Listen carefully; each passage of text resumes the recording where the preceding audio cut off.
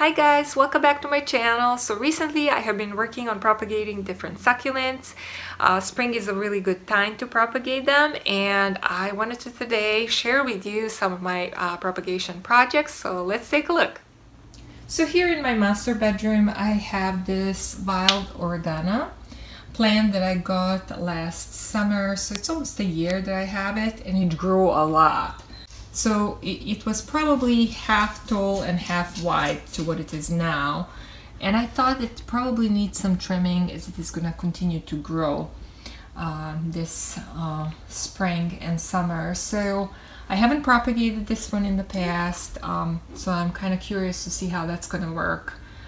Super soft leaves, guys, and really it smells really beautifully and pretty intense. So let's try to work on that.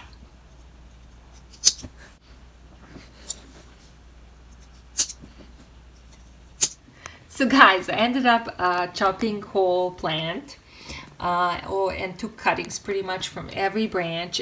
This was the first pot I did about a week earlier than the rest of these. So these cuttings already rooted. This one actually roots pretty fast. Really nice, easy plant to take care of. And you can see that these are already plumping up. They're not shrinky and small like these ones. This is the original pot.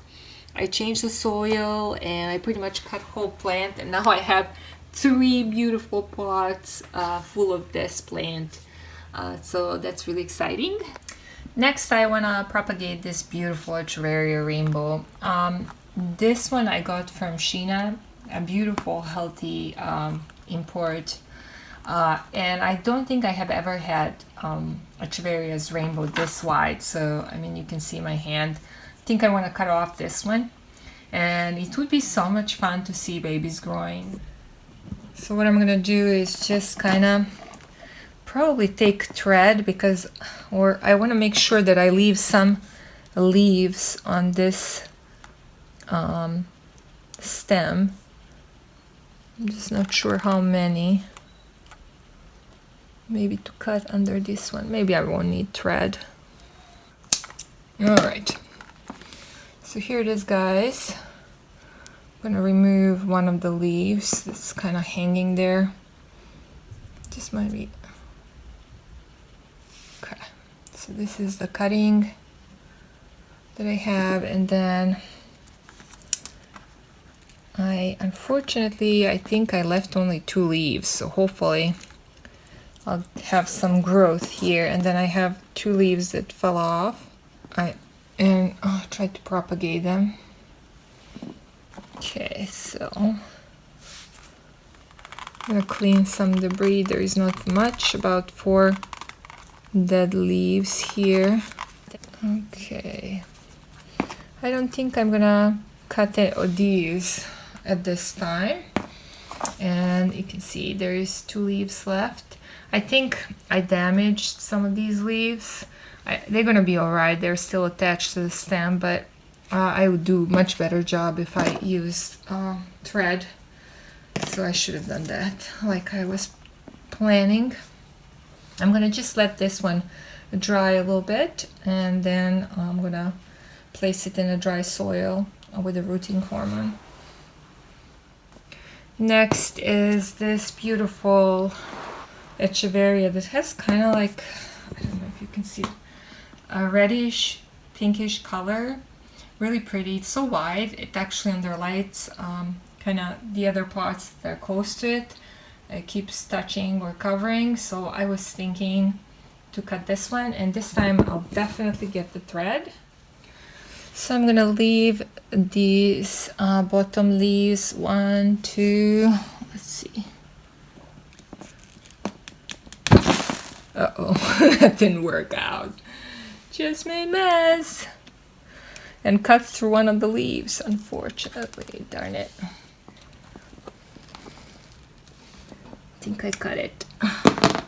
Alright, so it's not too bad. I damaged one of the leaves that already has some damages, but I think it's going to be alright. So I have 3 leaves left, like planned. These rest of them I didn't damage. They seem firmly attached. Maybe this one is damaged a little bit. firmly attached to the bottom, and that one that's damaged is going to probably dry during the process of rooting. So this one I'm going to place to dry as well together with the Echeveria Rainbow. And hopefully I'm going to be able to see babies growing out of this one. These two I wanted to propagate for a while because this Echeveria Magnifica, as beautiful as it is, it looks kind of like a tree because it has such a long stem. So I really want to cut it. It would be wonderful if I could get any plants from it, but you know, new growth, but I don't know if that's going to happen. I'm going to cut about an inch below, actually better use these, about an inch below the rosette. It's a little bit longer stem. I'm gonna let this one dry as well. And then this Graptopetalum superbum pentandrum, as you can see, has kind of long stem. I'm gonna try actually on this one to leave maybe a leaf or two. Let me see if I can use thread on this one here. Okay, so I have it where I want with thread. I don't know if it's gonna work. Oh, it worked. Okay. And it's a nice clean cut. So I'm gonna dry that piece as well. I'm gonna place it over here. And then this one has 5 leaves left.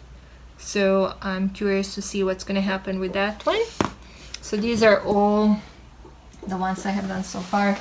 And here is where I keep my rosettes that are drying. I usually leave them on this rack for like a day or two, or a few days sometimes, and sometimes I just place them directly in the soil and put rooting hormone. A lot of people ask if they're confused, why didn't you let them dry? Sometimes I do. Sometimes if the soil is completely dry and I have rooting hormone, you know, you can do that. In some of the states where they have a drier, warmer climate like Arizona and California, a lot of times when they're propagating, they don't dry plants like this. They just put them directly in the soil. So it works. Just be careful not to water, you know, in that first week or so if you put them directly in the soil. Let's see what else I could propagate here. I actually would really like to propagate this one. I'm just wondering if I should do it now or let it grow wider. It did got wider than when I got it, but not a ton wider, so but getting babies of this one would be so much fun to see. So that's kind of tempting. I don't know who else. Oh yeah, I did want to propagate this one here. Titubans, at least one. I don't have a lot of it, but so I'm gonna try to cut one of these. Look at how cute these are. Oh my gosh, they're so adorable. And there is 3 leaves left on this stem. These other ones are kind of small, so I don't know if I should propagate them or not. I'll dry this little piece and then I'm gonna place that one on top of the soil as well. This Echeveria, I think it's called Elegance, is overflowing the biggest square pot that I have. So I really wanna remove some of the pups. I don't know if they have rooted. I would assume not. So I'm gonna just cut them and treat them as cuttings. Although I see that this one does have little roots, this little one. Really nice, healthy white roots. So I'm just gonna clean this debris, let it coalesce with the rest of the Echeverias, and then place it in the soil. I think this one is gonna be established really quickly. Look at those nice, healthy white roots. And then I'm thinking, since it's so wide, you can see, to cut this bigger one here. If I can see where the stem is. It's gonna be kind of hard. There. All right, so there is some debris. And you know, when you have plants so compact, then sometimes you cannot clean the debris very well because you can't even see it. This one has started growing some little roots too. So I'm gonna let it dry. Beautiful rosette. And here is how it looks now. Still looks great. Now I can clean some debris. My favorite thing to do. I love cleaning debris. I find it so soothing, especially when I'm working with little tweezers. I don't know. I don't know why, but it's like so relaxing. I decided after all I'm gonna cut this Echeveria Agaboidus Romeo. Look at those colors, guys. It's so pretty. And I'm gonna try to use thread. My plan is to leave 4 leaves on the stem and cut the rest, so we'll see. Oh, worked well. Okay. All right, so here it is, guys. 1 leaf, when I cut it, must have been right on the edge, so it's not damaged, but it fell off.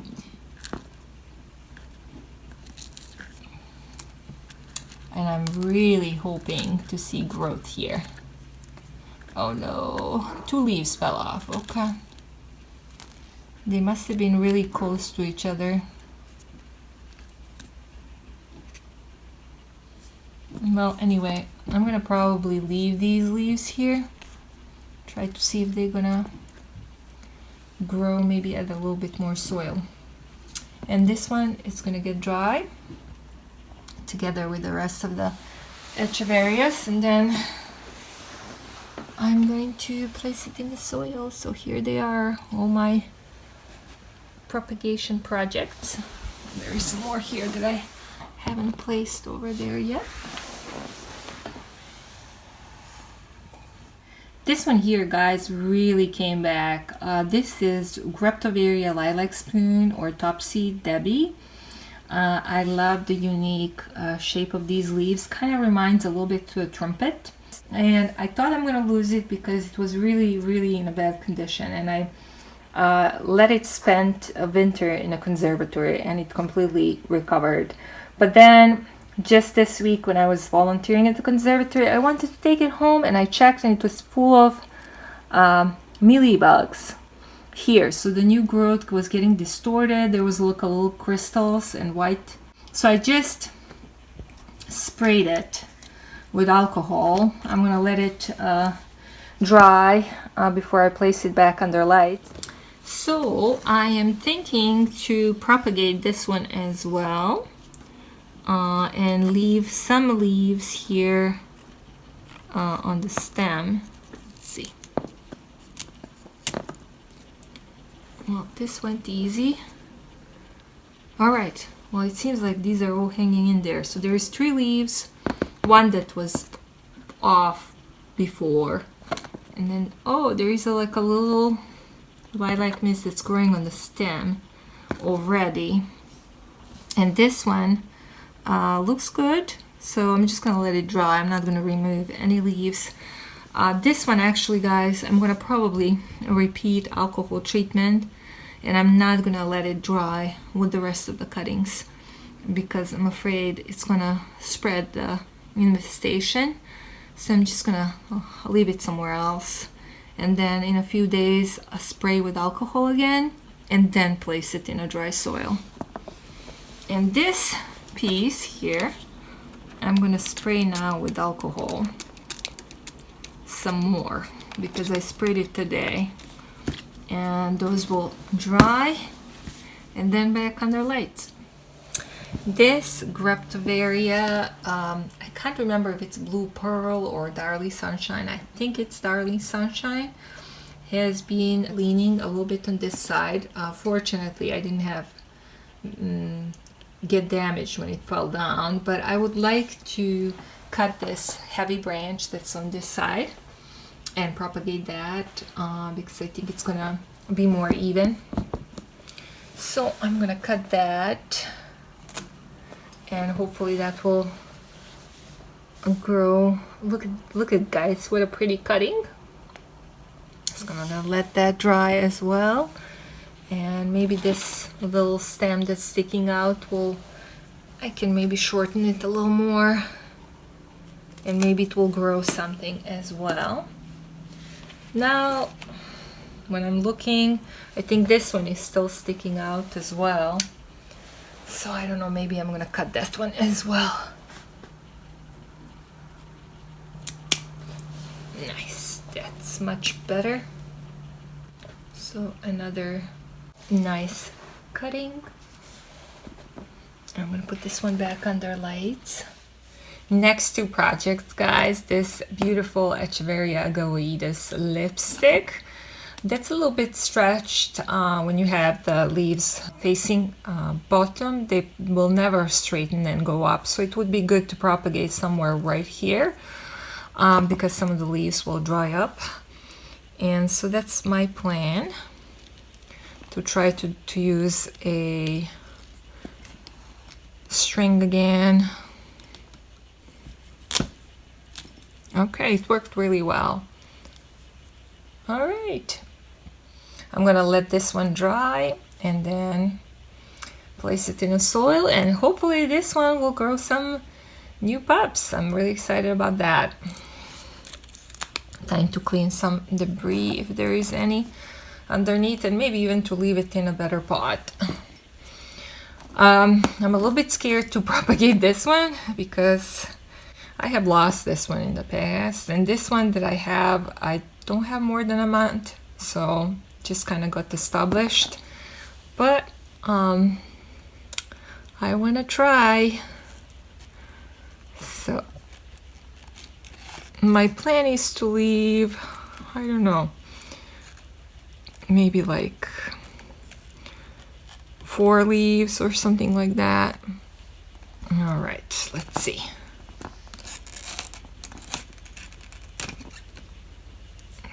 Okay. Oh no, I think I have 2 leaves that are barely hanging in there. So that's gonna go to dry. And I have left quite a bit of leaves here, so hopefully I'll get growth there. And there is 1 leaf that's a little bit drying up, but that's okay. So that one can go back under lights. This Echeveria Red Sky is pretty large, so I thought I could propagate that one as well. Try to leave about 5 leaves on the stem. Oh, finally. This one took a while. All right, looks good. 1 leaf fell off, but I don't think, well, it is damaged, but I'm gonna try to propagate it. And then the leaves that were left, I'm just gonna pull the thread. Looks like they're all right, all firm. And there is actually 1 baby growing in the corner. So we'll see how that works. And I'm gonna clean some debris here and place it back under lights. Another Echeveria that I wanted to propagate is this Echeveria, I think it's called Purpurorum. If you remember, I got one from Arizona and one that was a cutting, and they used to be much smaller. They really got big, and I was thinking about cutting this big one also to make more space in this pot, and I'm curious to see how the little you know, rosettes will look when they start growing after beheading. So, and I'm going to use thread again.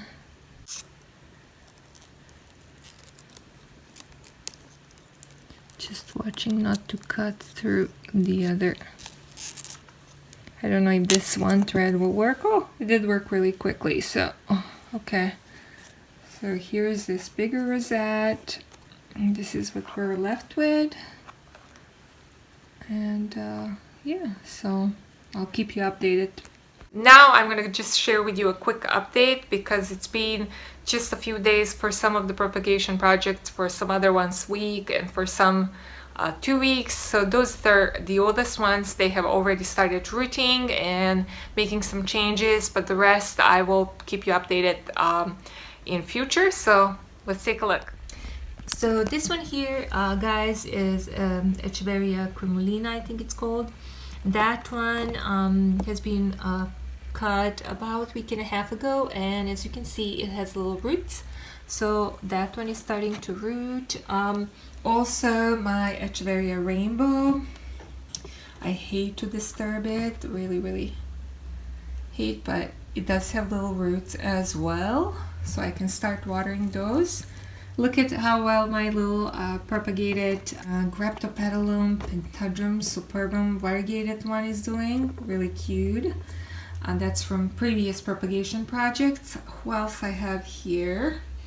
This one, no roots yet. I think this one really needed to be better established before I did propagation. It's been drying leaves a lot. It's still, there is a lot of firm leaves, so I'm just gonna cross my fingers that it's gonna make it. Let's see here. Oh yeah, I cut 3 of these Titubans variegated ones. One of them has roots. It's not this one. I think it's this one. Yeah, and the other 2 don't have roots yet because they were cut about a week later, so that makes sense. And then the stem where I cut that little rosette, Titubans rosette, you can see there's 2 little rosettes coming up. They're very tiny at the moment. I ended up cutting both purpuresorums. I don't have much of an update for the rest of the Echeverias, so I'm just gonna give you updates in following weeks. Thank you guys for watching, and see you soon in the next video.